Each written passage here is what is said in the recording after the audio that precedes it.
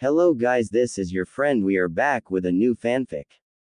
Which is what if Naruto dies after sealing the Kyuubi, but God decides to save him, part 1. And if you enjoy this fanfic, then please press the like button and subscribe to my channel for more fanfic like this. And now let's start the fanfic. Konohagakure no Sato. 10th of October. The autumn's night was filled with cries of pain and suffering. Smell of death strong in the air and sounds of ruin ruled the night. Tonight was the most devastating day for Konoha, for it had come under the attack of the most powerful and dangerous of tailed beasts, Kyuubi, or nine-tailed fox. Unleashed upon the village from his confinement by a malicious person that sought to bring ruin to this village, Nine Tails had caused unprecedented amount of damage to the village, leveling entire swaths of it by mere roaring. Nearly all of Konoha's shinobi rose up and answered the call of duty, striking at the beast with all their might and power, yet it all seemed to do nothing but irritate the beast even more. And the angrier he grew, more and more of loyal sons and daughters of Konoha fell to him, the tally already reaching past hundreds, and now several thousands of shinobi had served their lives to this beast of calamity. And all this time, the beast was under the control of the man that had unsealed him, the one who attacked Kushina Uzumaki just as she gave birth to her triplets, and was trying to kill Minato Namikaze, the fourth Hokage and husband to Kushina.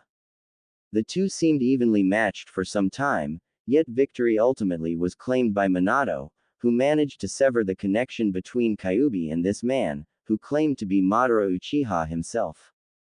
Once it was done, however, Fox regained his freedom at last, and it was set to not be imprisoned again by anyone, and with greater than before rage and power, it began to destroy Konoha, and in mere minutes it achieved more than he had done under the control of Madara.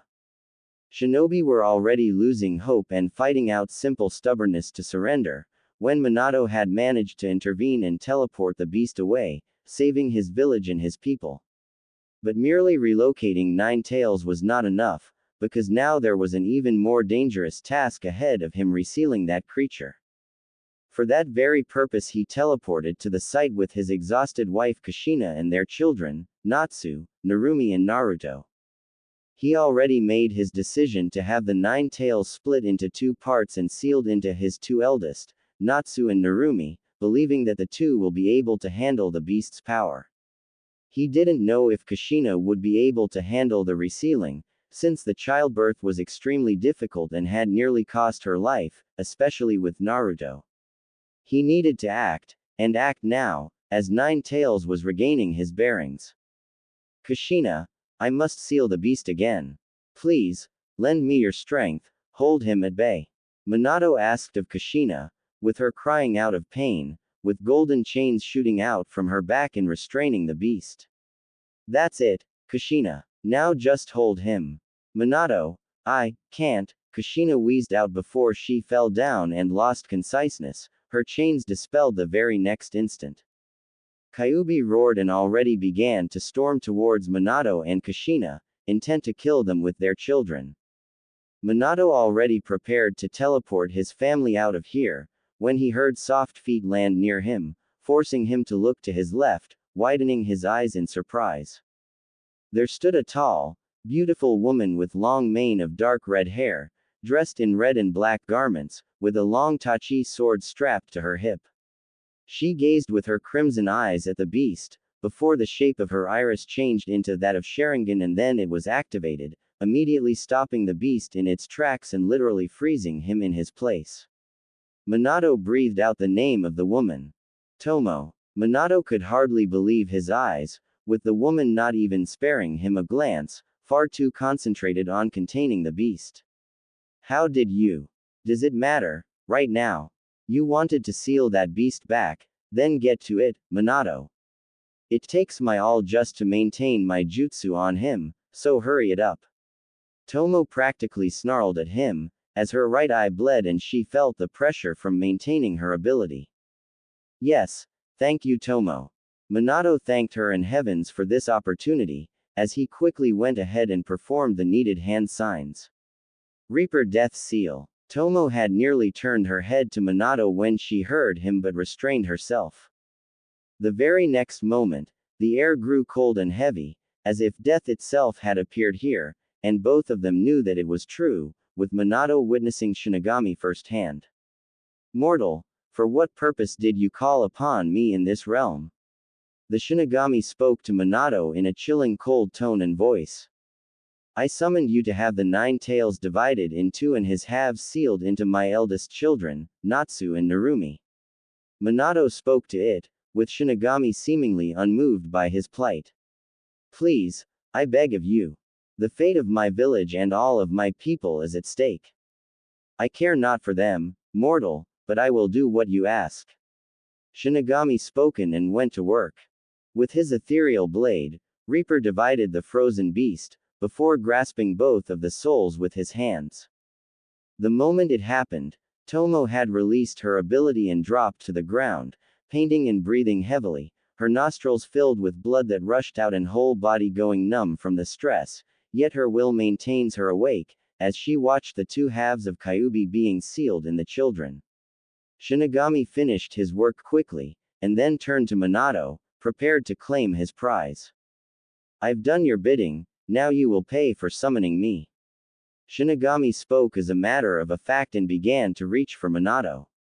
However, the moment when Shinigami was supposed to grab Minato's soul, something completely unexpected happened.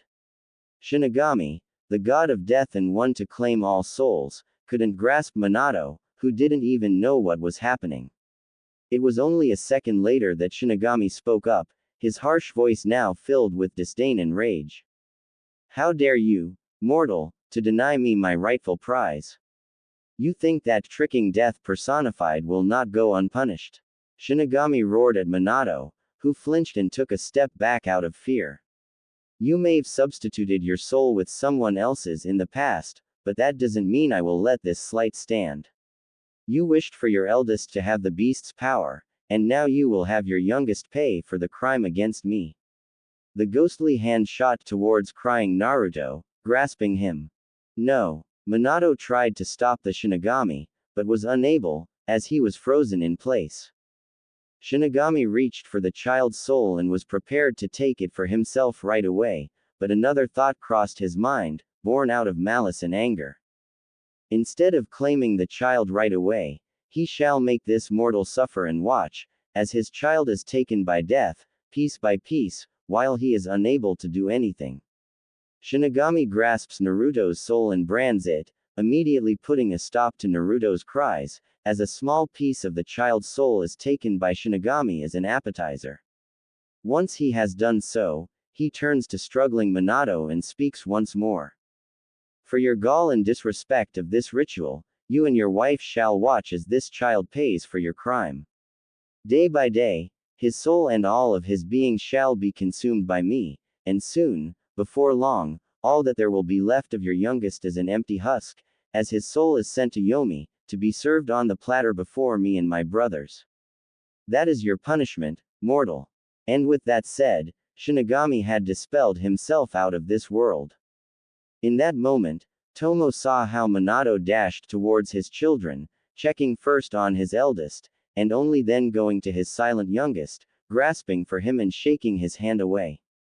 Tomo knew not what had transpired between Minato and Shinigami, but she understood that whatever had happened, Naruto was now the one paying the price for dabbling with powers beyond men's control. It was only then that she had allowed herself to be taken by weakness and fell, closing her eyes. Unknown to all of mortals, Biju, and even Shinigami, there was one more spectator of this event, one that paid extreme attention to what had transpired. For millennia, he had watched mortals, witness their cycle of endless destruction, carnage and suffering, and brought about by shinobi and their wars, fueled by greed, ambitions and hatred. He saw how his very own children and their descendants, the Uzumaki, were made part of that cycle and were consumed for trying to break out of it. His people, their homes and land, all was now ruin and dust, and those that remained were little more than shades of the past, fading away as the dawn rises and brings about the death of his civilization.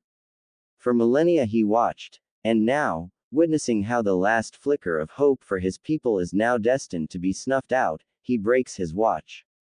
He has had it with universe taking away all that he cherished.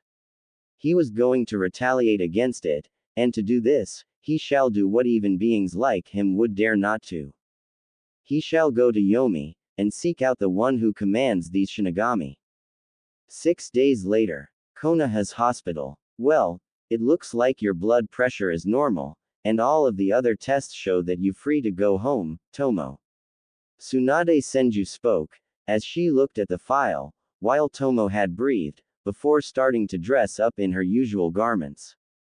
However, I would like to remind you, that because of your prolonged usage of your Sharingan and seeing the condition it has left you in, I had sent the report to Hokage. You know what that means, don't you? You don't have to tell me, Tsunade. I long realized that my days as a shinobi were coming to an end.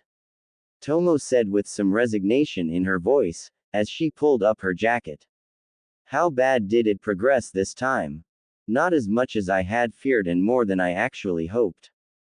Tsunade admitted. You should be fine to utilize chakra and most jutsu, even genjutsu, but any utilization of Sharingan, not to mention Mangekyu, and the prognosis isn't looking great. You were still good to go 6 days ago, before the attack, but now, let's just say that you are at the limit of your allowed health. Use Sharingan or even activate it, and then it'll probably be it for you. Tsunade told Tomo, who fastened her sword on her hip. Tomo simply nodded to her, grateful that she didn't lie to her and understanding that she was right. She herself had been about it for a long time now, ever since the war had ended and she was left with nothing but emptiness and void, as well as regrets, sorrow and pain that still lingered in her heart. At least in war she was able to quell her sorrows by drowning them in sounds of battle and death, where she earned her nicknames of Devil of Konoha and Death Queen of Konoha.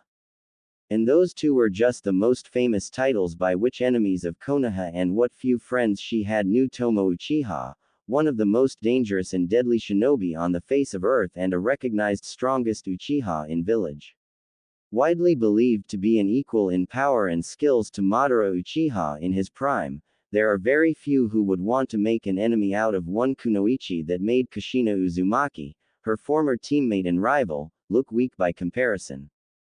Yet, for all her power, accomplishments on the battlefield and her service record to Konoha, that rivaled that of Minato and Kushina combined, Tomo wasn't as fortunate in life as were former teammate and the man that she once loved, and now was married to that said teammate. She was born to Yumiko Uchiha and Raiko Senju, the only son of second Hokage Tobirama Senju, from whom she inherited her innate abilities and strong chakra. However, unlike Tsunade and her brother Nawaki, Tomo was born out of wedlock and therefore wasn't recognized as part of Senju clan, while Uchiha clan wanted nothing to do with a bastard child of second Hokage.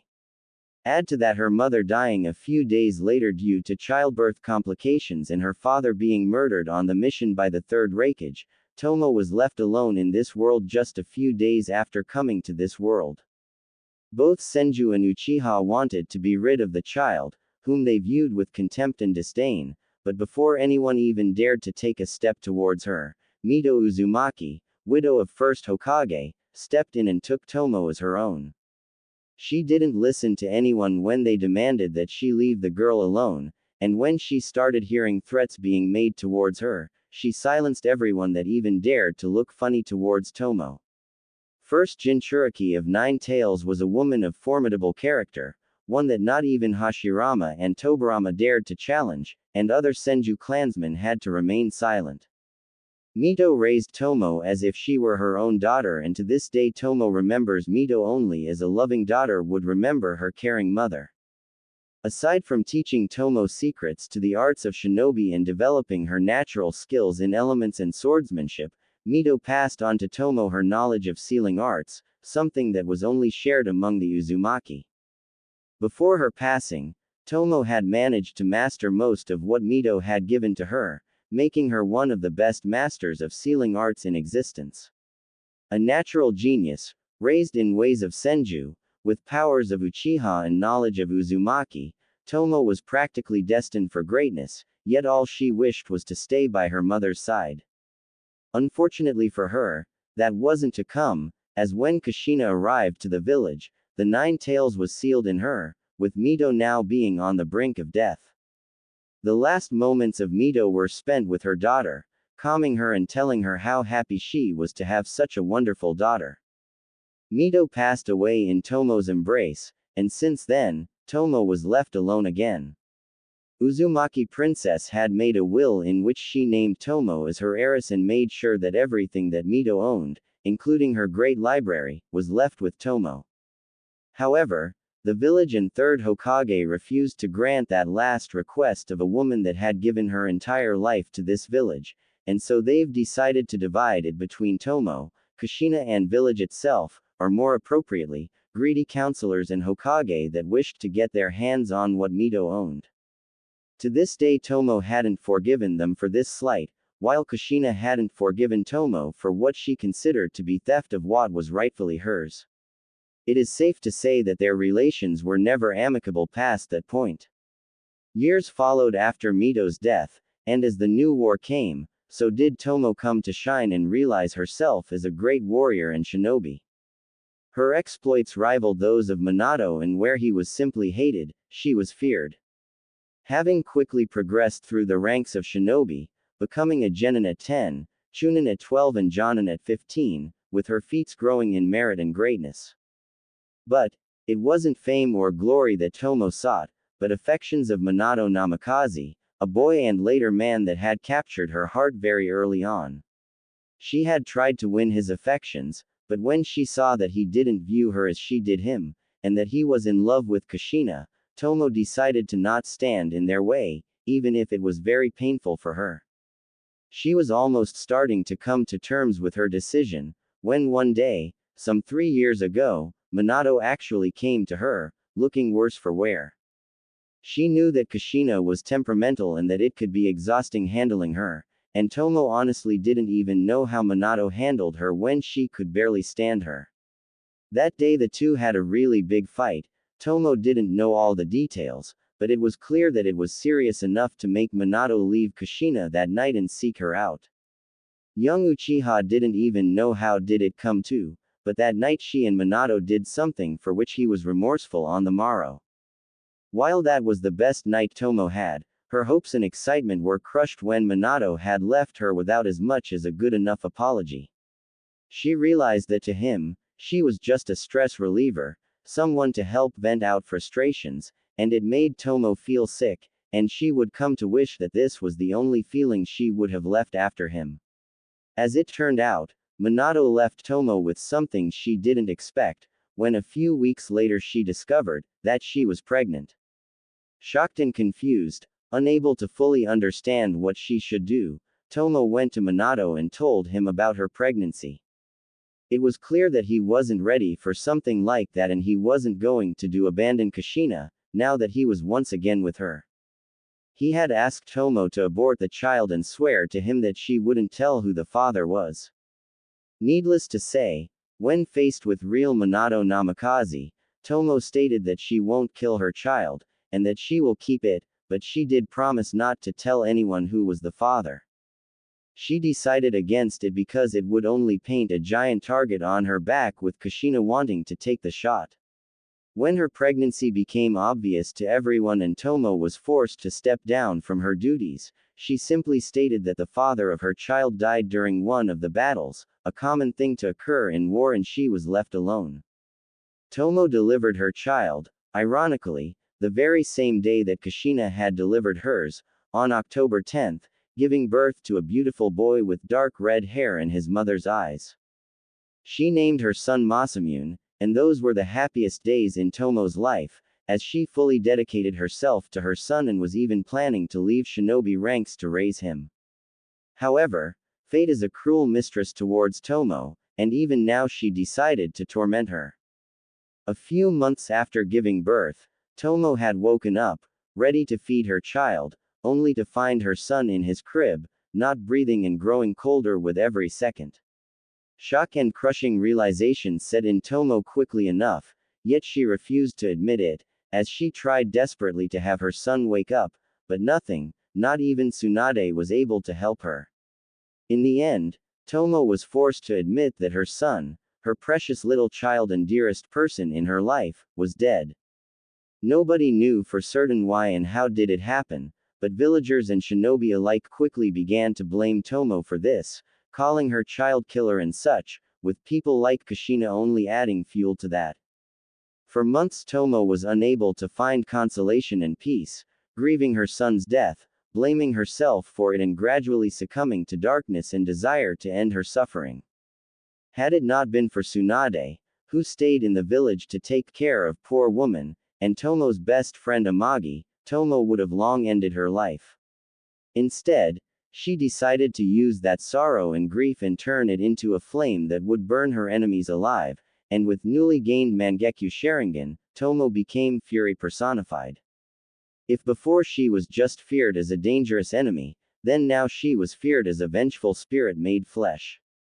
She didn't hesitate, showed no remorse and never held back in her battles, taking hundreds of lives, even killing Third Raikage and forcing Kumogakure to sue for peace. And in nearly all of her battles she made extensive use of her new Sharingan abilities, with first one being called Takamagahara. This ability allowed Tomo to create a wide field in which her enemies would find themselves trapped and unable to do anything, not even take a breath. Everything within that field would be frozen, safe for what Tomo wished to remain mobile, with not even Minato not able to escape such a trap. Third Hokage too fell into that trap, before his head lost connection with the rest of his body.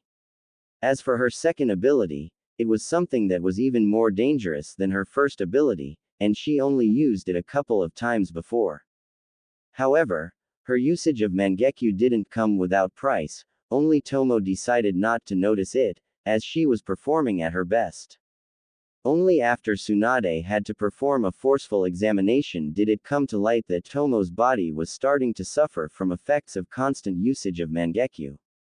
Her Senju blood had prevented her from developing blindness and made her Sharingan as strong as it could be, but sheer amount of times she used it was enough to leave a mark on Tomo. Her chakra pathways and body were suffering from extreme pressure upon them and deteriorated when she used her abilities. If she wasn't careful, Tomo would die from simply using her abilities, and so when the war ended, she ceased usage of her abilities. The only time afterwards she used her Sharingan was when she had trapped 9 tails in Takamagahara, and that one had landed her in hospital. Now Tomo wasn't even allowed to ever utilize her Sharingan, else she dies with near complete certainty. Finishing dressing up, Tomo fixed up her hair a little bit and walked out from the curtain and stepped closer to Tsunade. So, this is it for me? Tomo asked her, with Tsunade nodding to her. Can't say I'll miss being a shinobi, if I'm being honest. Well, at least I'll have more time to spend for everything else.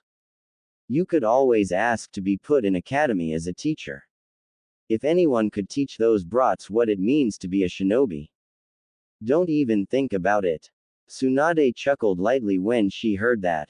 I have had my fill of academy the first time I went there.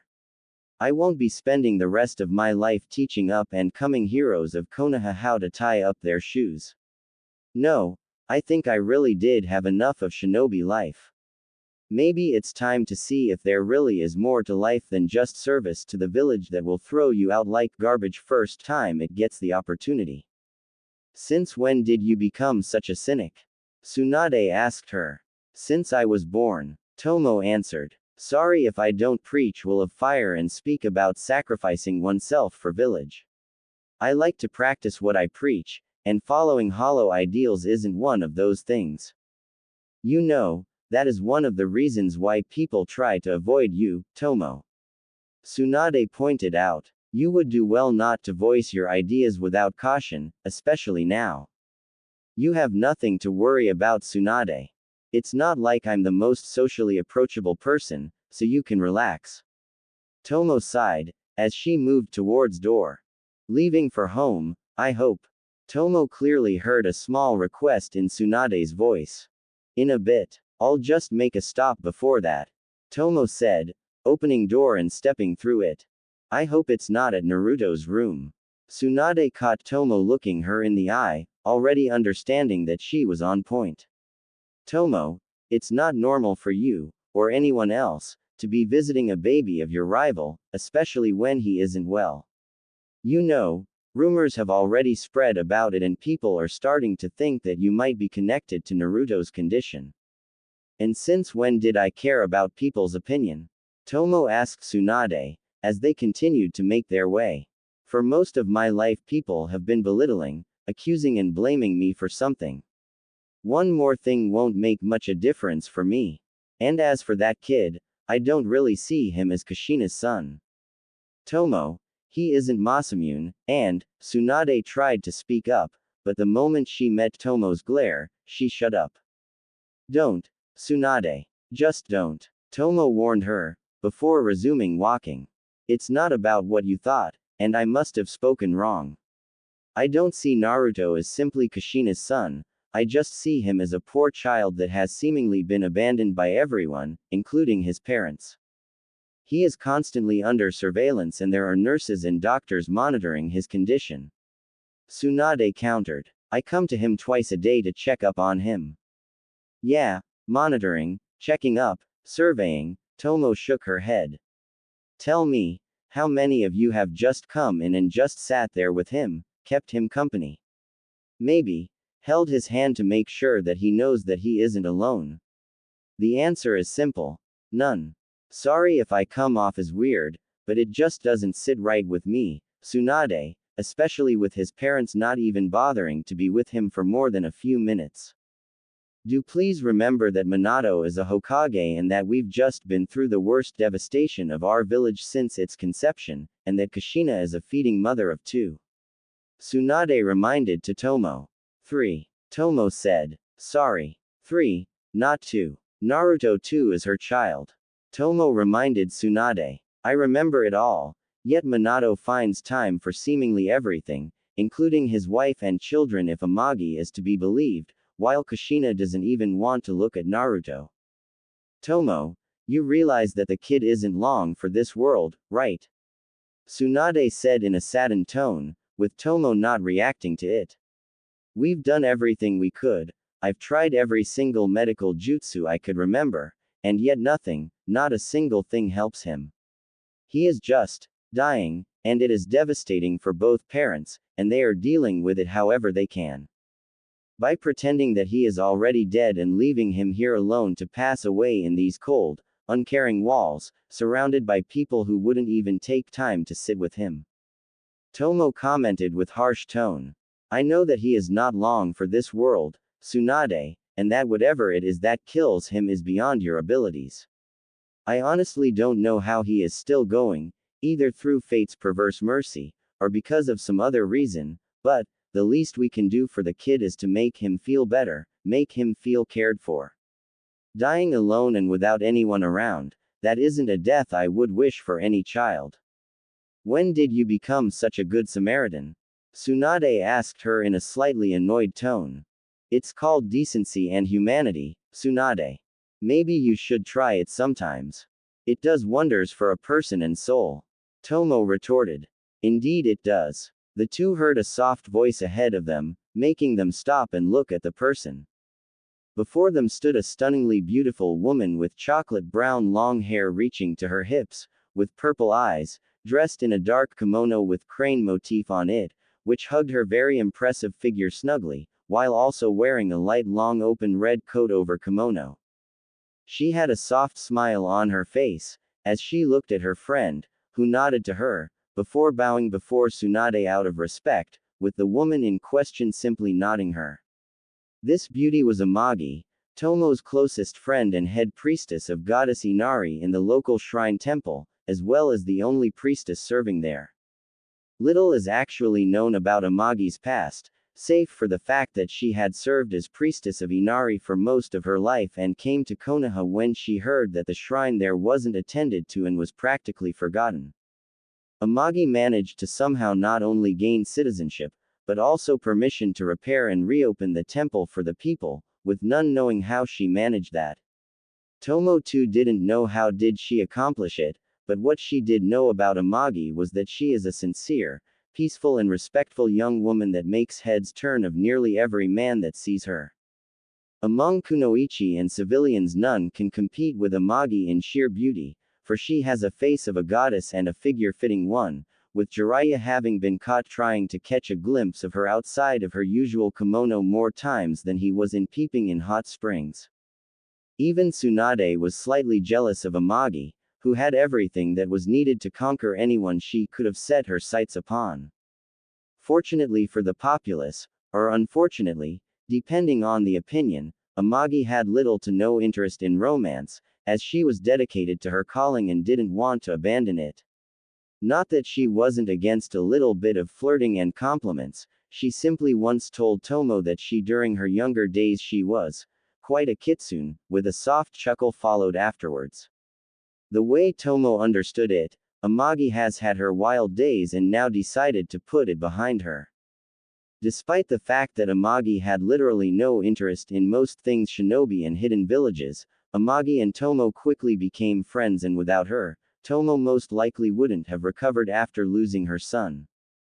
The two were a common sight in the village, with Tomo enjoying Amagi's company and their talks about all sorts of things, from arts to religion and mythology, interests to which Tomo possessed thanks to Mito teaching her more than just how to kill, steal and be a shinobi. Uzumaki Princess raised Tomo to be a culturally attuned person, someone who wasn't just a blunt weapon without any grace, but a graceful, educated and spiritually rich person, even if Tomo didn't show it.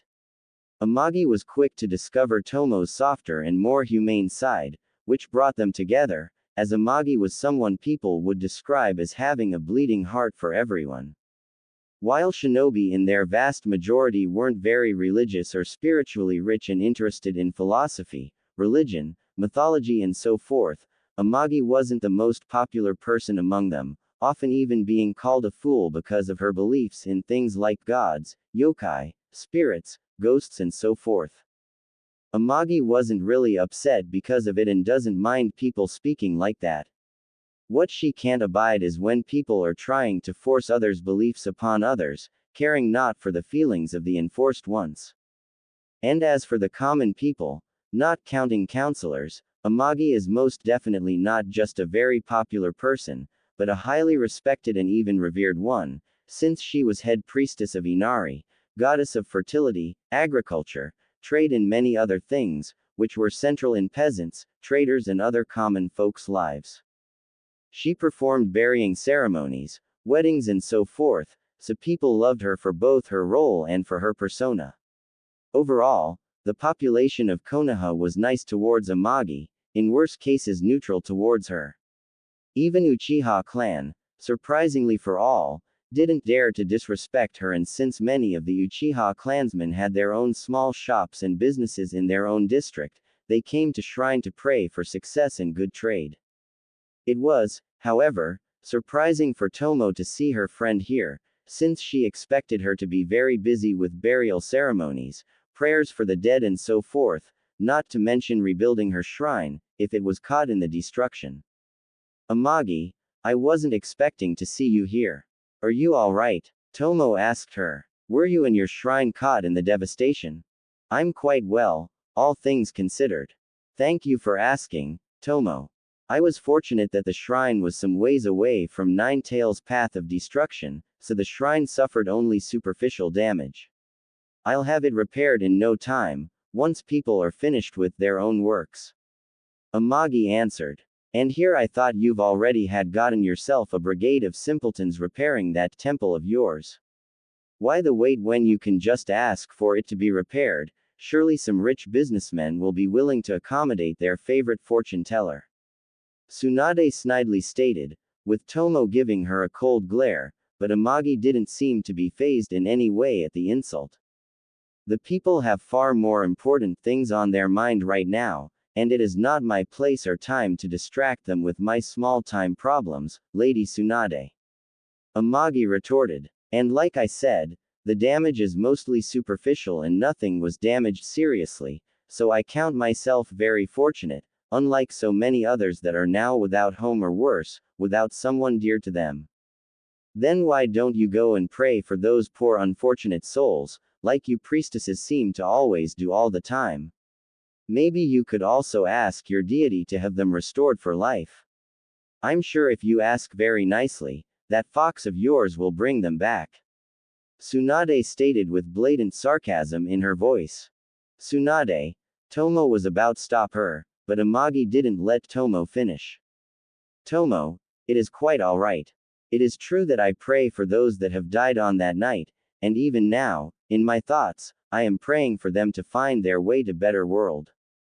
And it is unfortunate that they are gone, taken away prematurely and in such a horrid way.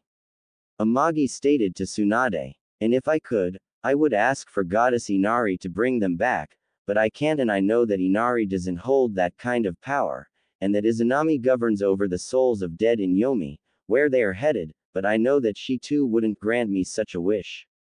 Then what good those gods are if they can't do jack about anything? Tsunade asked of Amagi. Gods do not exist just to grant people their wishes, Lady Tsunade. Gods exist for a reason, that is their existence and purpose, just as we all do. I may be mistaken, but gods exist to govern a plane that is beyond for us now, and to preserve the realm we reside in now. We may not see them or even feel them, but that doesn't mean that they do not exist. Amagi stated with soft tone, yet confident in her voice. And would it be such a shock for the people to discover if they really do exist? We do have talking animals of the size that any normal person would consider abnormal and monstrous. Those are summons, and they are different from those yokai and spirits that you always spout about in your delirious. Tsunade was starting to get really riled up, but then she felt Tomo put her hand on Tsunade's shoulder, forcing the blonde to face her glaring relative. Tsunade, thank you for walking me, but I'll be able to find my way out. And you can tell Shizune not to expect me for dinner. I'll be staying with Amagi for a while, helping her clean up her shrine. Tomo made it clear that it wasn't up for discussion. Alright, just make sure that you and your friend do not disturb anyone. Tsunade said, as she headed to perform her main duties, leaving Tomo to sigh and look at her friend. I'm sorry for her behavior. She still can't get over what had happened to Nawaki, and there are times when she feels like taking it out on someone. Tomo sighed again. While I do sympathize with her losses, I'm afraid that I don't quite understand her animosity towards me. I do not recall ever angering her, or that something connected to religion had played a part in death of her little brother. Amagi noted. It's not about religion or what you believe in, but more about what it reminds her. Tomo told Amagi, who looked at her with a question in her eyes. Nawaki, much like me, was closer to Mito than to Tsunade, and thanks to that, he gained an appreciation for all things supernatural, like with yokai and gods. Tsunade never liked that seeming obsession of his, and so now every time she hears about it, she gets reminded of Nawaki and. I see. Amagi understood what her friend meant. Let's change the subject, shall we? I see you are finally getting released. I wish I could welcome you for a quiet night together, but I'm afraid that it'll be quite hard for us to relax at the temple, at least for the time being. Why? Did something happen during the attack? Tomo asked of Amagi. No, more like an aftermath of the attack. While many people have died, many more were left homeless and without much possessions on them. While the repair works have already started, it's the shinobi district, clan estates and strategically valuable areas that get priorities to being repaired. Amagi stated to Tomo. And, as I'm sure you've seen yourself, over half of civilian portion of the village was destroyed, and people that lived there now have nowhere to go. And so, given the fact that temple and its grounds weren't damaged, I've decided to let those people stay on the grounds, until they can go home again. You've turned the temple into a refugee camp for several thousand refugees. Tomo asked, with Amagi nodding to her. Won't Inari be against it? Well, I did say that in order to appease the goddess, they would have to follow a certain set of rules, like cleaning the grounds, providing help when I needed, and other simple things like that. Amagi noted. And if goddess is displeased, I'm sure I'll be able to convince her that it was for the better of everyone, though I doubt it'll even come to it. Inari is a kind goddess and isn't as temperamental as some other gods. You always speak about her as if you know her, Amagi. Tomo noticed, with Amagi simply giving a small smile to her. I imagine the council appreciates your initiative. I hope they will at least compensate you for going through all the trouble. I don't know. Did Minato reward you for helping him stop the fox when he didn't ask you for help? Amagi asked, with Tomo understanding what her friend meant. I see. But at least the people will know whom to thank when their own supposed representatives have turned their back against them, Tomo said, as she continued walking. I think I'll still stop by, at least to see how things really are. Be my guest, Tomo, you are always welcome there. Forgive me for asking, but are you in a hurry to meet someone? Amagi asked her, with Tomo glancing at her. I've noticed that you aren't heading for the exit. Is there someone you want to see before you leave? There is. Tomo nodded to her. I'm not sure if you've heard, but while I was recovering here, I've started to pay visits to Naruto, Minato's and Kushina's youngest son. Tomo said, with Amagi nodding to her. I know that it sounds kind of strange for to do such a thing, but that kid, when I look at him, I can't just shake of the feeling that he feels lonely and is scared, despite how he looks. You may just start calling me crazy now, Amagi. If acting sympathetic and humane towards those that for some reason are left alone when they are not well, then being crazy isn't so bad in my mind, Tomo. Naturally, Amagi didn't judge Tomo. I've heard about the poor boy and his strange illness. Many claim that it is a curse sent upon the child by the Biju for imprisoning him in his brother and sister. Lord Hokage and his wife haven't confirmed or disclaimed those rumors, so nobody knows for certain what is going on with him. Doctors and Tsunade don't know either, and the kid just seems to fade away with each passing day. He is weaker every day and it appears that he might just pass away tomorrow or a day after tomorrow, if what I heard is true. Tomo said with sadness in her voice, as they were nearing the child's room, before Tomo turned to Amagi. Amagi, what do you know about the Shinigami? The gods of the dead and reapers of souls. They are creatures that reside in the realm of the dead, Yomi, and serve goddess of death and creation, Izanami. They are charged with seeing the souls of the dead being sent to either hell or heaven, as well as collecting them from the mortal realms. Most of the time they operate outside of the reach of normal people, unseen by them. Amagi told Tomo. But I know of a few cases where they were purposefully summoned, but every summoning of the Shinigami is a certain death sentence, because the summoner is killed by Shinigami afterwards. Tomo concluded. But, Amagi, do the legends tell of any way to summon a Shinigami, but not die afterwards? Say, shift the price on someone else. Tomo, summoning a Shinigami is always one-way trip, no matter how try to trick it. Amagi said in a serious tone of voice. I have heard of one legend where a man had managed to survive such a thing, but it didn't happen because of Shinigami being merciful to him. The man in question had previously warded himself off of Shinigami, but I do not know how he had done it. What I do know is that later on he had buried his wife, as the Shinigami had taken her from him as a payment and because it felt slighted by being denied its prize. Tomo, why are you asking me all of this? Being denied of the prize, I'm asking you, because on the night of the attack, Minato had used Reaper Death Seal, a sealing jutsu that summons a Shinigami to create a seal of incredible power. Tomo stated, much to the shock of Amagi. I know how to perform it too and I know the effects, but that night, Minato didn't die, but I have a feeling that it is Naruto who is paying the price now. It very well may be so. Shinigami are dangerous creatures to deal with. Is this the child's room? Amagi asked, with Tomo nodding to her, before opening it. There, in a sterile clean room, strapped to the monitors, on a medical bed laid a small, unmoving child, with pale skin, closed eyes and just barely seen breathing. He didn't wail, cry or even move a muscle, and just simply laid there. A dark red patch of hair with streaks of white adorned his head, with eyes shut, and it created the appearance of the child being asleep. Tomo knew that it wasn't the case and that the child was simply too weak at this point to even open his eyes, as she moved closer to him, taking a seat near him and very gently putting her right hand upon Naruto's little arm.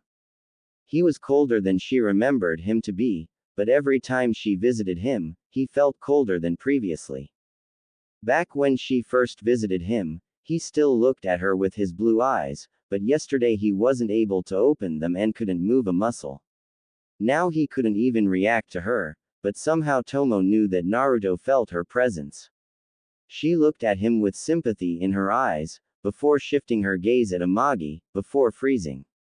Amagi stood just there, her mouth agape and tears coming to her eyes, hands shaking, as she walked closer to the child. By the gods, how something so cruel could have happened to a child? Amagi asked in a shock, with her purple eyes looking directly at Naruto, as if seeing something that none could see. Amagi, Tomo asked her. What? Is there something wrong? Something wrong. This child has been branded by Shinigami, Tomo.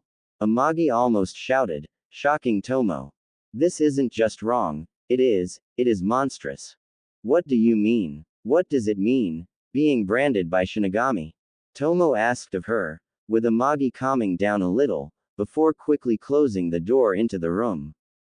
Afterwards, she stepped closer to Naruto, lightly putting her hand upon Naruto's stomach, before she began to chant. Tomo had heard her friend chant prayers and such before, but this one was different, and she could sense that something was going on that she couldn't perceive just yet. After a few seconds of chant, Tomo saw how Amagi's hand glowed with unnatural golden light as she touched the child. The moment she touched Naruto, a dark unnatural cloud appeared all around him, with a kanji on his stomach being revealed to both women. Tomo looked at the kanji and nearly shuddered when she saw the shifting lines of that ethereal thing. This is the brand of Shinigami, one of the most horrific curses one can find in all of existence. Amagi told Tomo. Those that have been branded do not find their souls being sent to hell or heaven, but suffer a far worse fate. They become food for Shinigami, souls torn apart and devoured by the death gods. And Naruto's soul is nearly gone already to Yomi, to be served on the platter to the one who branded him. How did you know that it was there, and what was it all about chanting in that glowing hand? It wasn't a jutsu, but it was something different. Tomo noted. I am no shinobi, Tomo, but those that think that world is inhabited by just those creatures that they know of are wrong in their assessment, and that is all I shall say on the matter at the moment. Amagi told Tomo. This child, it pays for his father's actions. Is there any way to have this brand removed, or blocked from action? I know every seal created by the Uzumaki, there might just be. Tomo was hopeful that with this information, she would at least be able to help the child. I am sorry, Tomo, but once branded, there is no escape. The brand can't be destroyed, removed or passed on to someone else. Only someone of the highest planes of existence can remove something like this, and in this case, it would have to be the one who commands the Shinigami, Izanami. Amagi said with sadness in her voice, before looking at the child. I'm afraid that there is nothing that we can do, no matter what we try, and there isn't much time left for him. How long? Several hours, at most, I believe. Amagi said to Tomo. Then, the least we can do to him is keep him company, at least so he wouldn't be so scared. Tomo said with a resigned tone, with Amagi agreeing with her, sitting next to the child. If only the two know what was happening in the higher plane of existence. Different plane of existence. Yomi, land of the dead. Dark and inhospitable, where all that was living could not exist under any conditions, that was Yomi, the realm of the dead and where all souls eventually found their way. It truly lived up to its name, for the realm thrived in shadows, plains where deadliest and poisonous grass grew, with trees wrecked with death and where only creatures that are spawned here can survive. No living mortal should step into Yomi, lest they seek to remain here, only in form of its occupant, or a ghost in other words, and not every god or goddess braves these lands. but the one who was walking down the road leading to the dark castle situated right in the middle of this endless and desolate realm. It was a tall man of a godly physique, with long and luscious black mane of hair reaching to the middle of his back. His eyes were the color of gold, with a third eye closed on his forehead, with 3 lines crossing it. He had a beautiful face of a man in his late 20s without a speck of flaw upon his fair skin. His torso was exposed, revealing a body that any woman would drool over, with black pants and sandals covering his legs.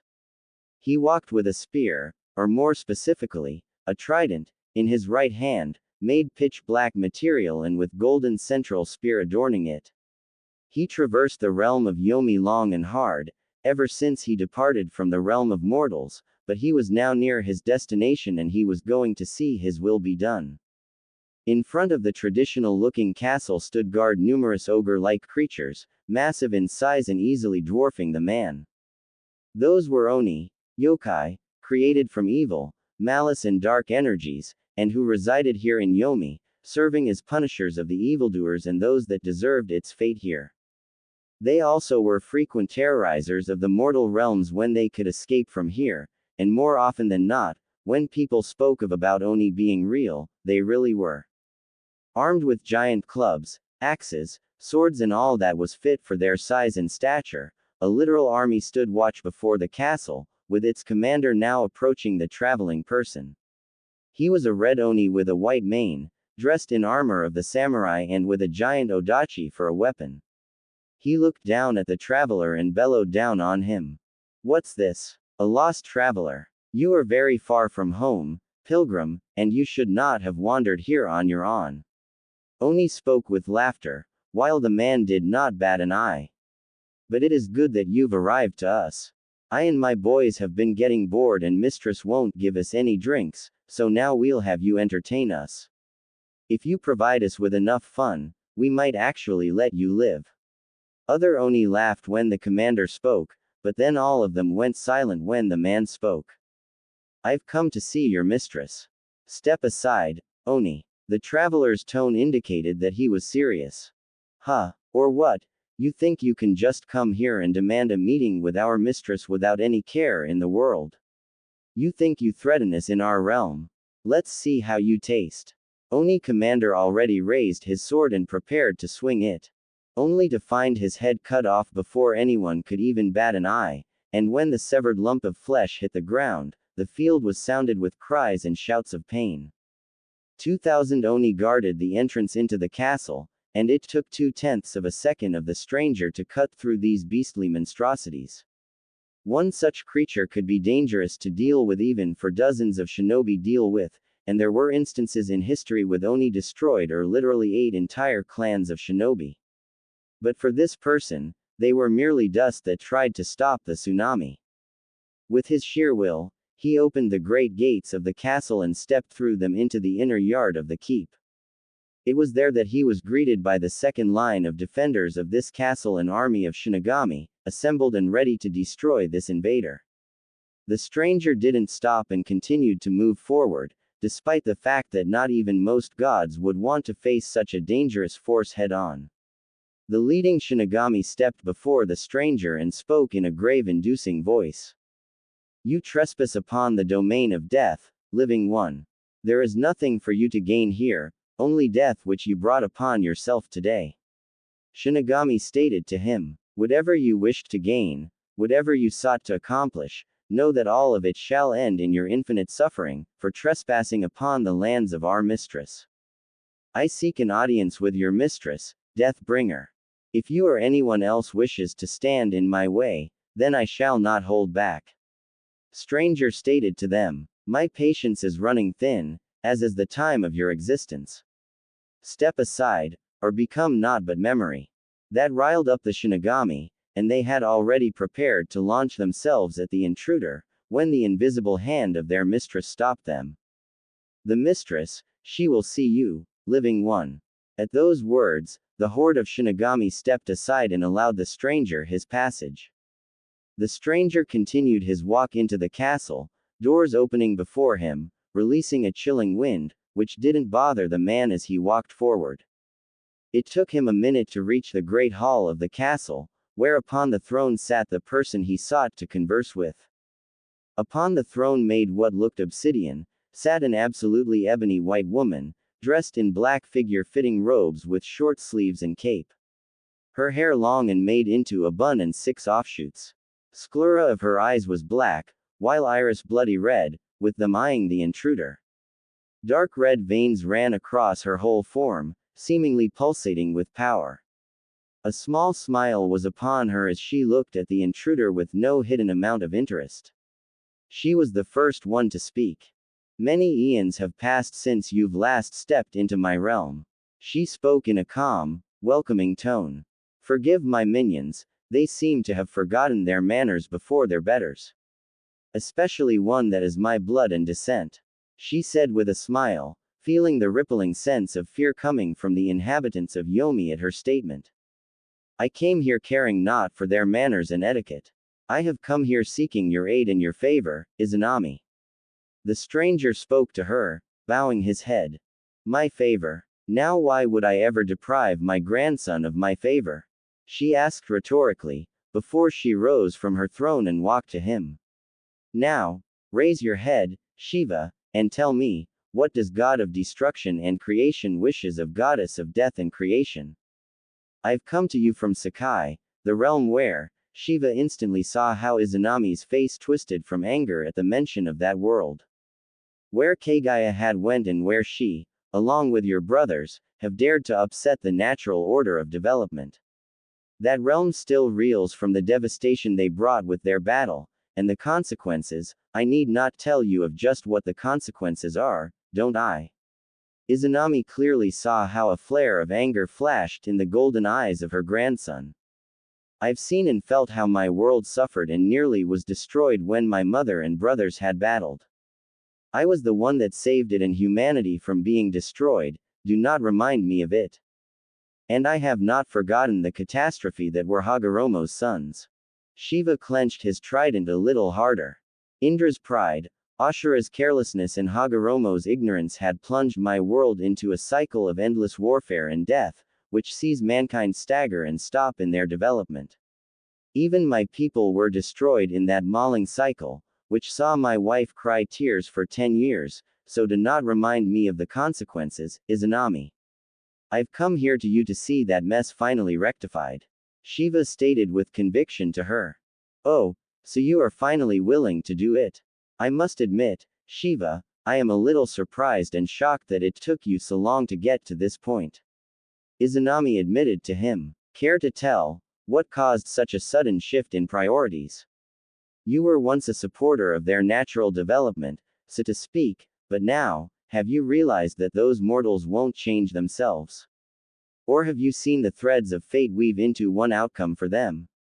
All of the above, Shiva admitted to Izanami. As you are aware, I am capable of perceiving the possible outcomes of future, and because of that, I've come to you, Izanami.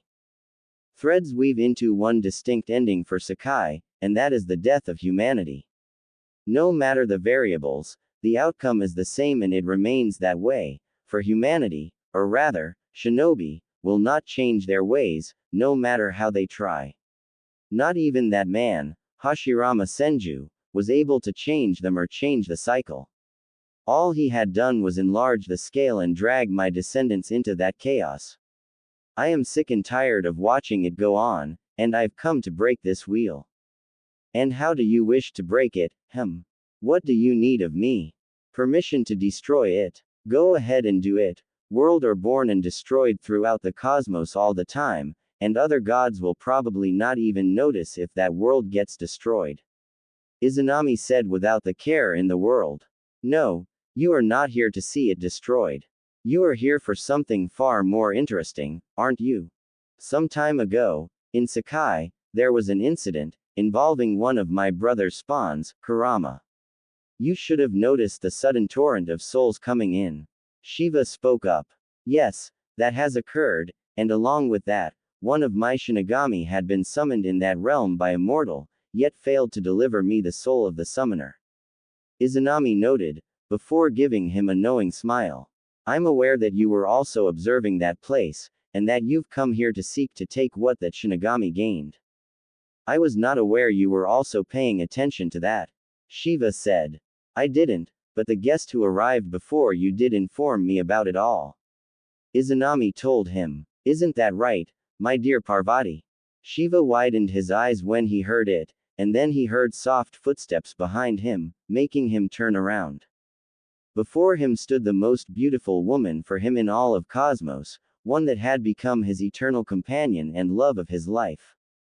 Mother to his children and female beginning to all of Uzumaki to his male beginning to Uzumaki, the embodiment of loyalty and love to one's family, along with warrior's spirit and mercilessness to all of evil. She stood just a little shorter than him, with purple-like sakura long hair, with a flower on the left side of her, purple eyes gazing into his. She wears a blue blouse with golden embroidery and short sleeves, complemented by the same colored shirt that reaches to the floor. She flashed him a loving smile, before grasping Shiva's cheek and speaking up to her husband. You've left with such haste and without saying a word, that I was worried you would destroy half of Yomi upon your arrival. I was fortunate that our son had lent me his peacock and I was able to arrive here faster, so as to hasten what you wished to accomplish. Parvati told Shiva, who stood motionless and surprised. You were aware of my goals, Parvati? Shiva asked of her, with her nodding to him. Your thoughts are well known to me, and it is no secret that you grieve for the death of Uzumaki people, just as I do. Parvati said, with a single tear coming out from her eye. Not a moment goes by that I do not return with my thoughts to them and what became of them.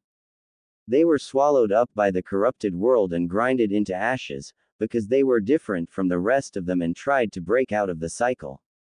Do not forget that I was there when my children fell and that it was I who claimed the heads of all those that dared to set foot upon our isle. Shiva and Izanami clearly saw how Parvati's eyes blazed with crimson red for a moment, before returning to their previous color. And also their souls from me and my hounds, but I do not mind that. Knowing what fate awaited those arrogant shinobi that had dared to set foot upon the Uzu was enough of a satisfaction for me to not demand recompense for being denied what was mine. Izanami chuckled darkly, as she moved slowly throughout the hall. Now, let us get down to business, as the mortals like to say. What is it that you what, really? The soul of the child that was marked, Naruto Namikaze Uzumaki. It is being absorbed by your Shinigami. Shiva spoke up, with Izanami stopping, with her face displaying displeasure after hearing of it. I am prepared to grant you any recompense that would accommodate your wish. The matter isn't in just recompense, but rather in the fact that the part of soul of that child that was taken thus far, has already been consumed by that Shinigami. Izanami stated to them, shocking both Shiva and Parvati. What? For the first time since coming here, Shiva allowed himself to lose what little self-restraint he had, which resulted in the entire floor of Izanami's castle being now cracked and damaged, but it was instantly repaired at the will of Izanami. The Shinigami in question was so irked and angered by what he considered to be a personal offense and theft that he didn't wait for the soul to fully reform in Yomi. Instead, he satiated his hunger upon it when it got in here, piece by piece. Izanami informed them both. I only learned of it when I decided to check it myself. That upstart didn't even pretend to be sorry, relishing the flavor of that child's soul, and for that I ended his existence. I do not have any need in cruel sadists that care for their own pride than doing their duties properly. Unfortunately, it still means that the rest of the boy's soul is lost, and the last part that shall be arriving here soon will become food for my Shinigami. And even if I were to lift the brand off of him, he would still die mere days later, given the fact that his soul is so fractured and small. He would return here to be reformed and then later to be reborn. Such a shame, for this poor unfortunate soul, to die so soon twice in the row, and all because of the same people. Then, there is nothing to be done. That child, can't we save him in any way? Even if, Parvati was starting to sound like she was losing hope, until Shiva spoke up. No, there is still something that we can do, Parvati, and we will. Izanami, lift that brand off of him. Shiva demanded of her, intriguing her with his conviction. His human soul may be not long for the mortal realm, but that doesn't mean that there isn't time to save him. And how would you do it, my grandson? Izanami asked of him, with Parvati looking curiously at him. The same way that the Uzumaki people came to be in the first place, we will directly grant him our blessings. Shiva stated to Izanami, surprising her and Parvati. The same way you've made Kagaya and her first husband your children. We will adopt him. You would do this to that child, only to see your desires fulfilled and to see that world changed. Izanami saw that her grandson had glared at her, for implying that he was heartless. No, there is something deeper than that. Could it be that you feel guilty for not preserving your children and wish to atone for your sins through him? Would go as far as to disregard the decree of other gods about our neutrality in the lives of mortals? Would you really break the established balance, Shiva, when you were the one who swore to uphold it? I swore to uphold the cycle of life, the infinite process of change and evolution of life. Sakai suffers from stagnation and cyclic existence that serves only further the system of death, destruction and corruption. The people have lost their harmonious way of living with nature and can't even see the full of their world. Shiva said with mix of sadness and anger in his voice. Parvati moved to comfort him. The so-called balance you've spoken about, Izanami, is a perversion of change and an aberration. My brother had believed that humanity could harness chakra and use it come together, disregarding the fact that humanity wasn't ready to be entrusted with such power. His sons had shown the flaws of his ways when they've started the cycle of death. I've had enough of their mistakes destroying the world and humanity, and I have had enough of living with guilt of not saving my children. My last child now lies dying and I will not abandon him. Such conviction and strong words, just the things I would expect to hear from you, Shiva. Izanami said to him with a small smile. Very well, I shall lift the brand, and I'll even help you too with your idea, by adding a little bit of myself into your mix. That shocked them both. You will. But what do you stand to gain from it, Lady Izanami? Parvati asked of her.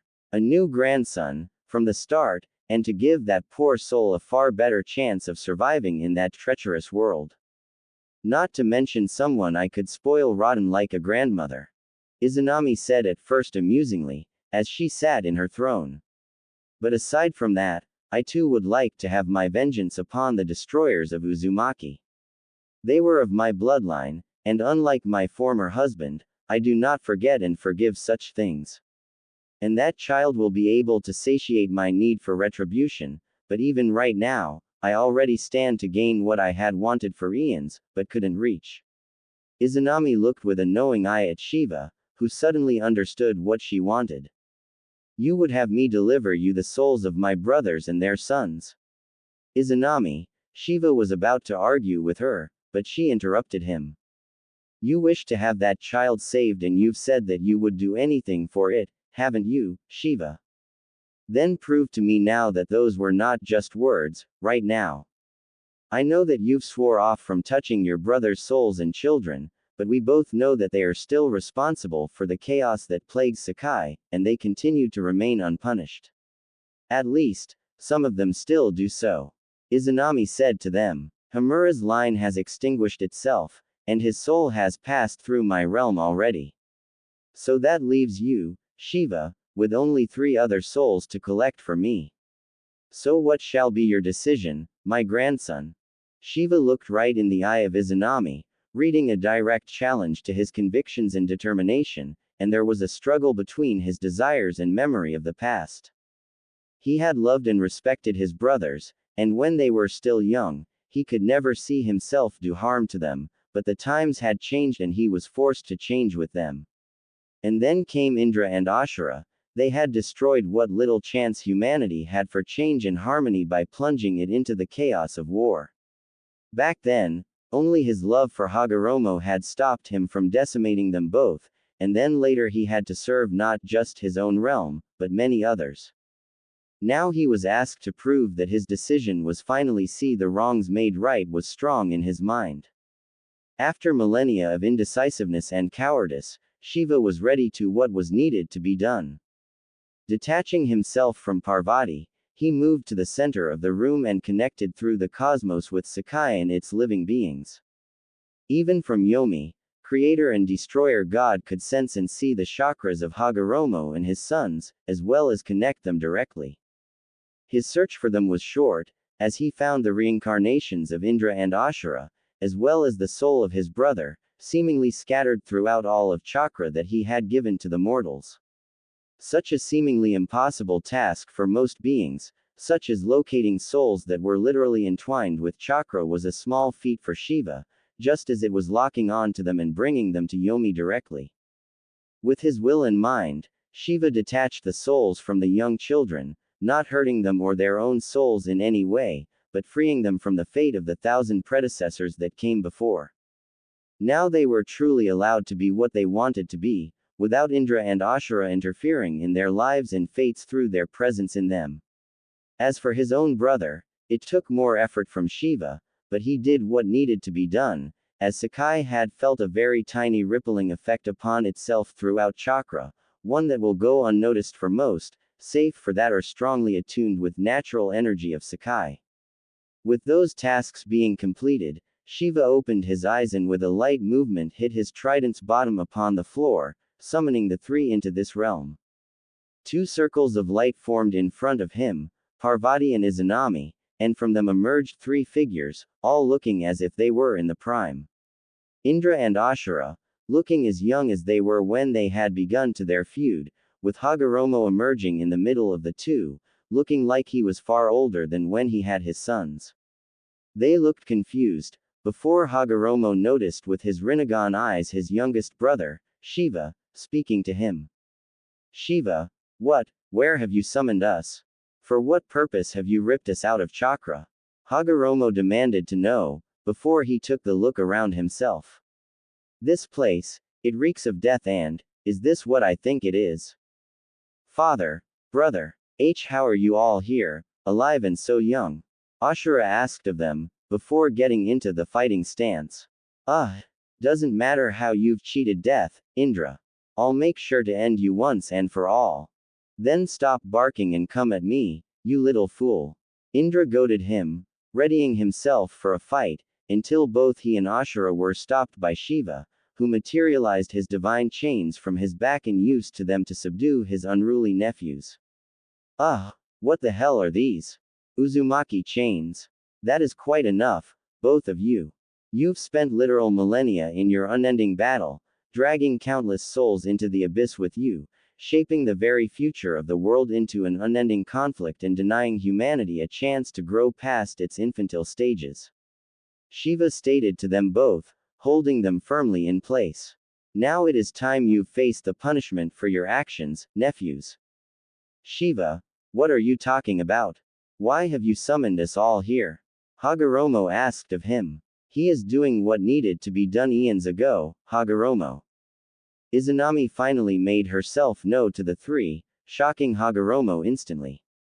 You and your sons are guilty of quite horrendous crimes, and you've escaped your punishment for far too long.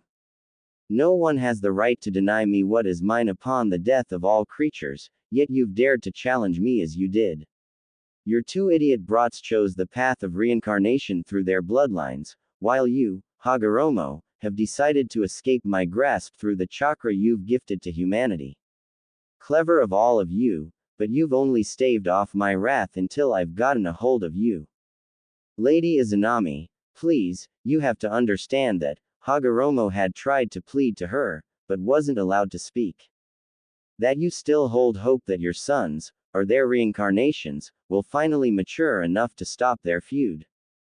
That they will finally bring the world to peace and prosperity it should have achieved eons ago. That your ninshu will finally prosper as it should have been originally, a path to harmony and communication. Izanami asked in a mocking manner. For the one who claimed the title of sage, your ignorance knows no bounds, Hagoromo. You've failed to notice the divide between your sons, created through the disparity in their abilities and talents, and you've not seen how your eldest was consumed by pride and arrogance, festered by your demand in training him, and by that worm, spawned by my daughter. And even when you did see it, what did you do? How did Sage of the Six Paths choose to face the imminent threat to his ways in peace? You chose to step aside and let your sons battle it out, giving your youngest the power to match his elder brother. What an ingenious way to destroy all you've worked for. I meant only for Ashura to stop Indra, not destroy what was built by me and my followers. Hagoromo defended himself. I meant for them to stop, to realize that power and brutality was not the way to achieve peace. They needed to understand it themselves.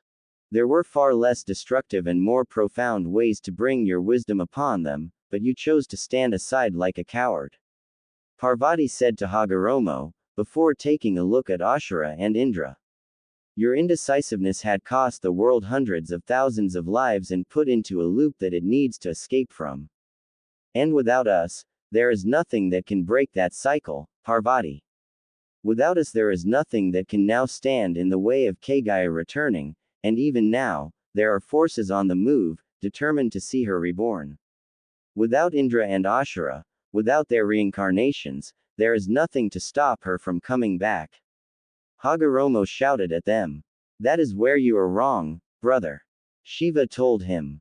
Mother's seal may be weakened now, allowing her the window of escape, and it is true that the reincarnations of your sons can have the potential to stop her.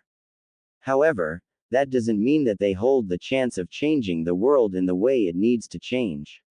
I can perceive that few timelines contain the world that exists after them, fewer even where the world is in some state of peace, but I see far too many visions where this shinobi world is rocked with strife and war unseen before. Yet the possibility for the better world remains, Shiva. Isn't this enough of a reason to let us go? I'm certain that with hope and proper guidance, they will do what you wish, Shiva. Hagoromo tried to convince his brother, but found him unconvinced. I've held my hand for eons, Hagoromo, relying on this hope and belief in the better future, and despite how countless times I saw your sons' reincarnations wreak havoc upon the world in their wars, I still stayed my hand. Shiva admitted to him. But, after I saw the only vestige of harmony, peace, prosperity and alternative of Sakai, my people and children, the Uzumaki, being destroyed by the system that they had created, I realized that they will not change the world, and even if they do, it will be at the expense of millions, possibly billions of lives being grinded to dust in their war grinder. I am sick and tired of waiting, so I'll do what they should have done. And as for our mother, Hagoromo, you can rest easy knowing that she and her lackeys will be greeted by someone very capable of stopping them. My son will be there, and he will do what needs to be done, whatever it may to require. Now, Izanami, do what you must. With pleasure, Izanami said, as her eyes glowed for a second. Shiva released his nephews, letting them fall to the floor, and the moment they did, a black chains opened up underneath them, with tendrils shooting out of there and grabbing the three by their limbs. Indra and Ashura struggled and tried to release themselves, but were unable to escape the manifestation of Izanami's power where she was at her strongest. Not Kagaya or even Izanagi would be able to break free from the hold of those things. Hagoromo didn't struggle, simply bowing his head in shame and accepting his fate, daring not to face his brother and grandmother. Shiva turned his head to Izanami and simply nodded to her, letting her know that he has had enough of this charade. Without any words, the three were pulled down into the abyss, before the hole was closed up, leaving no trace of them in Yomi and other world. Izanami let out a sigh, before stepping closer to her grandson and his wife. With a gesture of her hand, she opened up a portal out of Yomi. Now, shall we be off? Time is running short, and if we do not hurry, we may miss our chance to gain a new member of our family. Izanami said, as they stepped through the portal. Sakai, Konoha's hospital. Time froze for all of world, as three celestial beings appeared in the hospital, stepping out of the portal and into the realm of mortals. Frozen in place and unable to perceive the presence of gods, humans around them were unable to witness Parvati, Izanami and Shiva appearing right front of Naruto, where he was visited by Tomo and Amagi, with the former frozen and unable to perceive them, but the latter. How curious, Izanami said in an amused tone, as she saw Amagi rise up from her seat, shock present on her face and trembling out of sheer fear and being in the presence of three gods at the same time. Calm yourself, servant of Inari. We are not here to harm this little one or you. Lady Izanami, Lord Shiva, Lady Parvati, what is it that why you seek in Sakai? Amagi barely had managed to say. We seek to do as needed for this child, and to give this world a better future. It is not our intent to harm anyone here. Parvati said softly, before turning her head to Naruto. It is our decision and desire to give this child what it deserves and gain what we lost family. Family? Amagi asked again, but she didn't receive any answer, as the three deities moved to Naruto and focused their attention upon him. Such a beautiful child, he looks just like our Skanda, when he was the very same age. Parvati couldn't keep a smile off, before reaching with her hand to the child's cheek, caressing it. Same hair and shape of face, though these white hair do make him distinct. Like light of sun creeping in from the red leaves. Fault of my Shinigami, but I think they look rather unique with him. Make him stand out and memorable, which is something I would want in my grandson. Izanami noted with a smile. I suspect that he will be a magnet for women all around him, and if he'll grow up to be even half as dashing and daring as your Skanda, then there is little doubt that women will flock to him without any regards. And he'll probably be all too happy about it.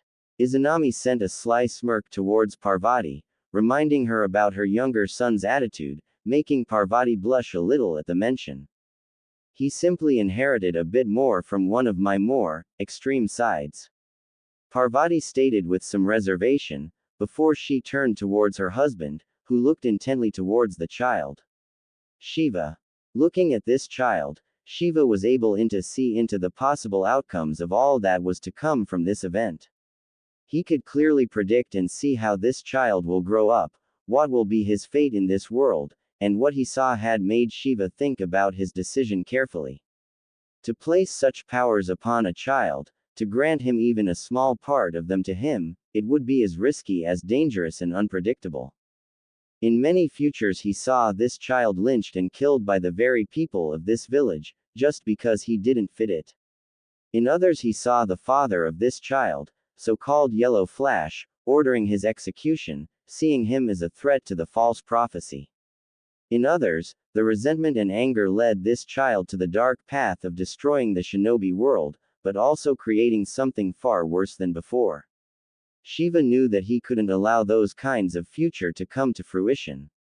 But where he saw darkness, he also saw just as much light, and in other futures, Shiva perceived that Naruto will be able to do what he wished of him.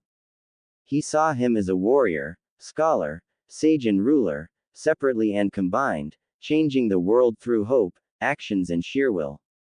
He perceived many futures where Sakai thrived and harmony was achieved, and where Naruto rose to join him and other deities, and there just as many where he remained loyal to only his world.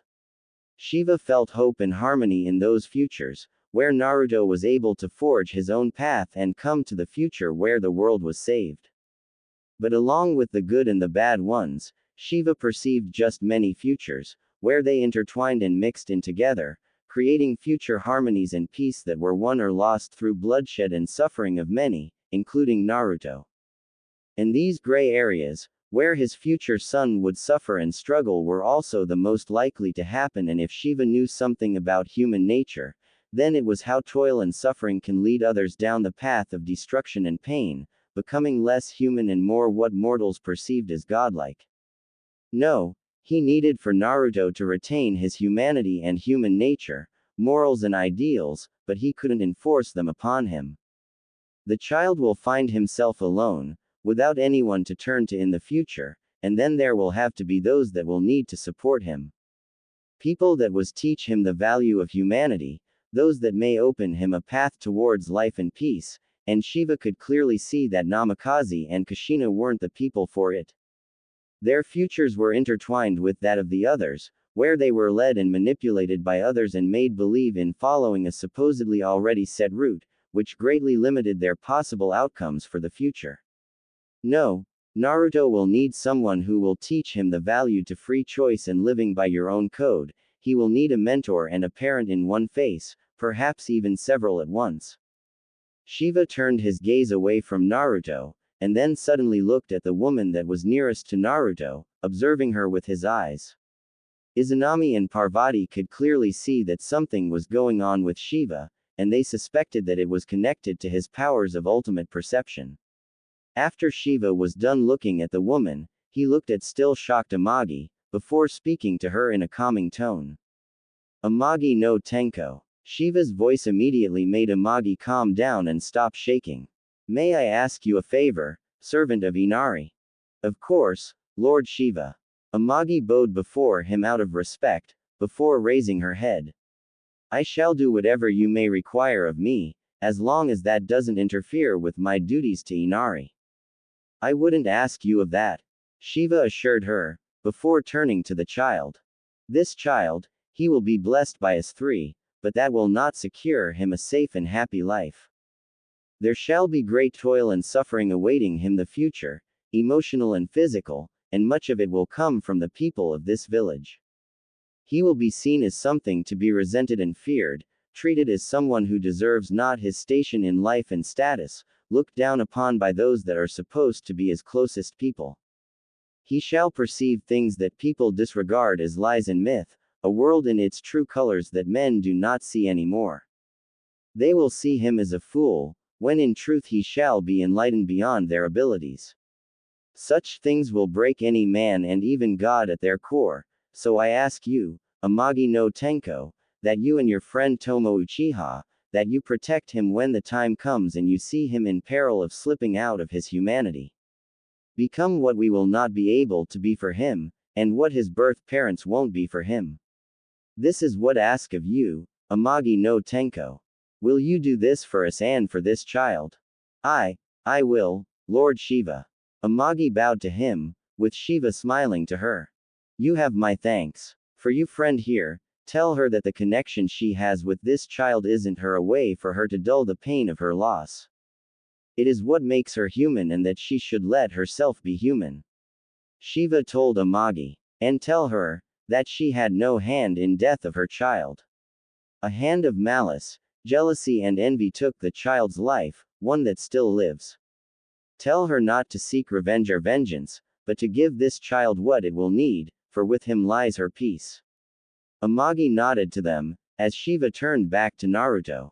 All three deities exchanged looks with each other, before nodding, reaching consensus among themselves, before they each placed a hand upon Naruto's body.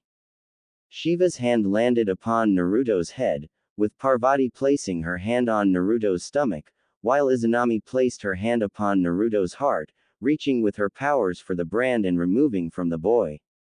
Once it was done, Amagi felt how all three deities had gifted Naruto with part of their godhood, sensing through the natural chakra how Naruto was being healed and changed at the same time. His soul, fractured and weak, was remade by Izanami personally with Shiva and Parvati granting their essences for the child.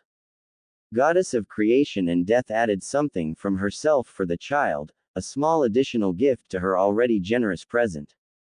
She warded him from ever being claimed by Shinigami or creatures similar to those. While the boy would still remain mortal, he was safe if a being serving to the balance through deliverance of death will take notice of him and tries taking his life. Additional to his soul in this ward, Izanami gifted Naruto by changing his body, to make him stronger in the future and to fully utilize the powers that were passed down to him as an Uzumaki. He held now potential to become the new progenitor of Uzumaki people, stronger than ever, with all the gifts of their bloodline from Izanami. Parvati too was generous towards her adopted son, and gifted him with presents from all three aspects of her being. From her side as goddess of fertility, love and beauty, she blessed her son with beauty both outer and inner, which will be seen by others that wish to pursue his affections, along with ensuring that Naruto will not be without a spouse or spouses in the future. Parvati held no resentment towards polygamy, and if her child wished, then he was free to love more than one person. As Durga, goddess of war and protector against evil, goddess gifted Naruto with instinctual understanding of arms and arts of battle, for she sensed that he shall need this in the years to come. With this gift, he shall be able to master any and all weapons that come into his possession, with enough determination, will and desire. And finally, as Kali, goddess of destruction and destroyer of evil, goddess granted Naruto the strength in chakra and ability to use an even more powerful and dangerous energy key. To access it, Naruto will need to be open to all of world around him, but Parvati felt that he shall be able to access it, and when he does, even gods will be forced to reckon with him. Shiva's gift was the final one that was bestowed upon Naruto, and it was something that he himself had spent countless years developing sight and understanding of the world around him. With this, Naruto shall be able to perceive the world just like Shiva does, and will also be able to connect with it on the level that has long been lost to humanity. He will perceive the world in such way that not even those that hide will be able to do so, such as yokai and spirits, and Naruto will be able to see and commune with them.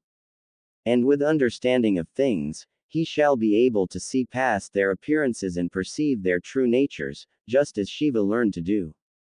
With this, Naruto will be able to understand this world at a far deeper and greater level than other mortals and sages, and with this, Shiva hoped that Naruto will be able to perceive the world in a way that humans have not seen in ages, and will recognize what had happened to it.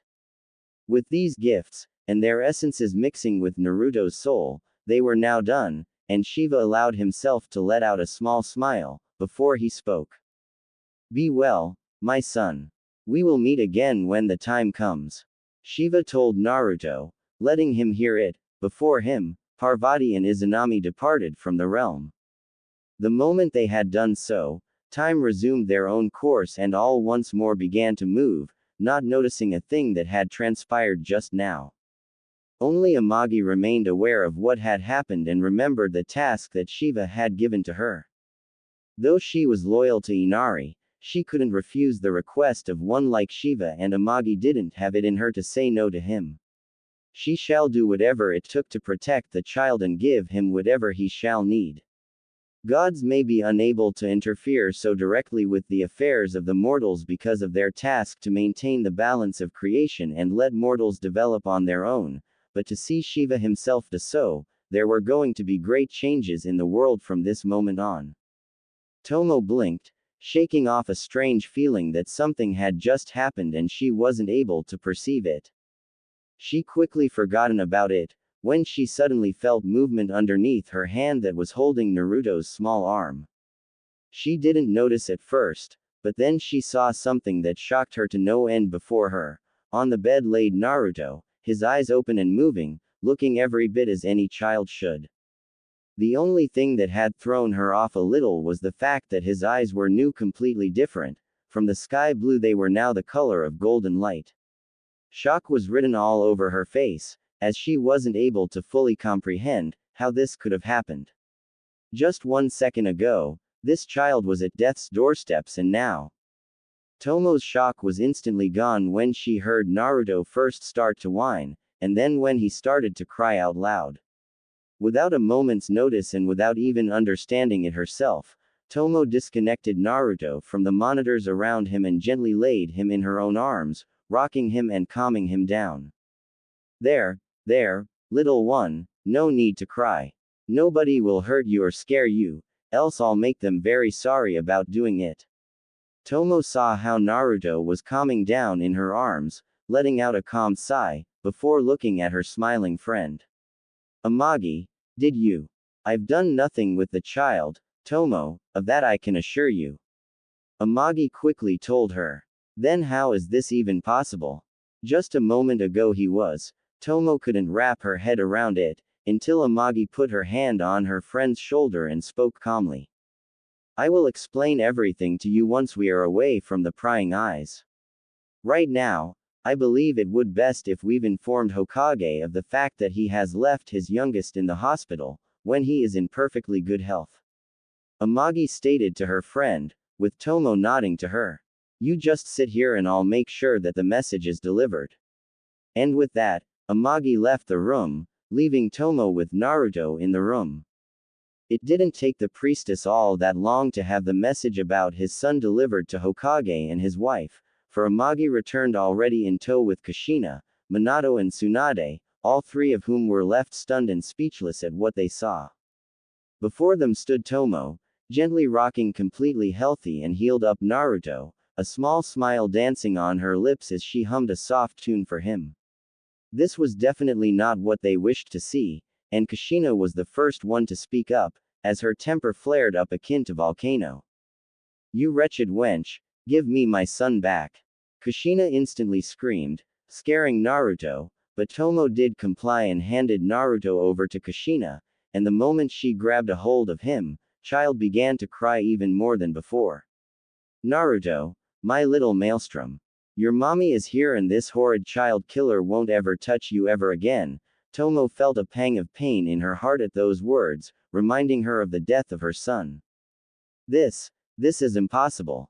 The kid was dying. I need to run tests and see if he is fine. Tsunade, stunned and shocked, immediately went to Naruto, while Tomo decided to leave the room.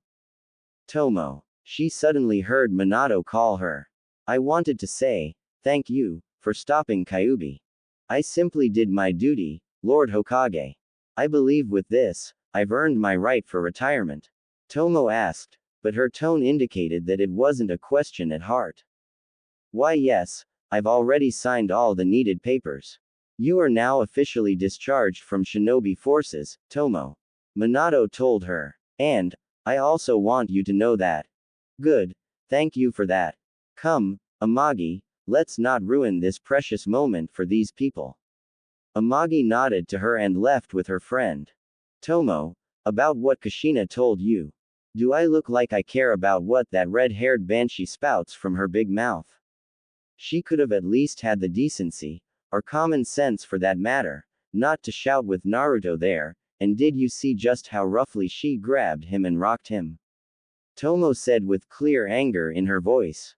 I swear, she didn't grow up even a single bit since she was kid, and now she is the one with 3 kids of her own. Maybe, or maybe she has 2 instead of 3. Amagi suggested with an innocent look to Tomo, who didn't appreciate the implication. Don't give me such a cold look. I saw just how sweet you two looked with each other, and he clearly prefers you to her. I simply knew how to calm children properly, unlike that red-haired ogress. Tomo told Amagi, before letting out a sigh. Like I would ever dare to hurt a child. You never did, and there is no blame of yours in the death of Masamune. Amagi told Tomo with full seriousness. Someone who was jealous and angry at you had decided to take him from you. And that wretch still walks the earth. How would you know of it, Amagi? Maybe, because a god had told me. Amagi said with a small smile to her friend, with Tomo simply letting out a tired sigh, not able to make heads or tails of what her friend meant. All she knew right now is that she was glad that Naruto was healed up and that he was going to be returning home. She could only hope that they would later meet under far better circumstances. If only she knew what future had in store for her.